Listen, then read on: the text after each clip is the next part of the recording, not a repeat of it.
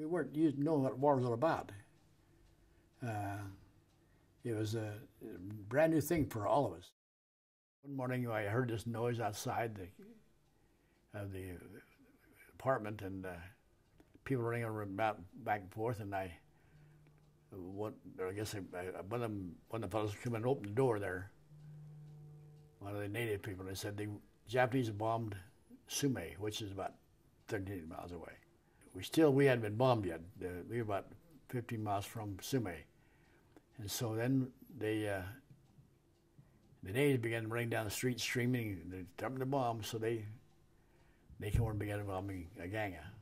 The governor received a letter, or received a telegram, a Japanese commander, and said, surrender the island. Surrender the island. You're covered, you're surrounded by ships, and and we submit that you surrender. My governor, which was a military governor, naturally, he said, no, we're not going to surrender. We're not going to surrender the island without some kind of a struggle.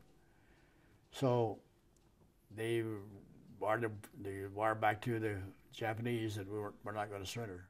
And the Japanese decided they're going to land on Agana, which they knew they were going to do it because this is they captured the island. If they captured this island, captured this governor's office, then the island would fall. So they landed on Wednesday morning, about 4 o'clock, 4:30 in the morning, and they come in the big force, well, to us, against us. So the Japanese, they came with 5,000 troops. There were 8 Marines, and I think about 30 Guam militia. Now, those fellows hadn't even shot a rifle before, most of these poor little militia guys. But they were brave. They were right there. And so we stationed them around the governor's palace there, and we set up a little perimeter, which is called now the Last Stand. The governor's aide came running down the stairway, and he had a sheet tied on a broom handle. And he was waving this sheet back and forth, and running down towards where the Japanese main force were. We thought we'd never see him again because it looked like it was really heavy down there. So, but he went down there and he met the Japanese commander, and told us to, throw our stuff away. Come out with our hands up. So we didn't know what to expect. We didn't know what to expect.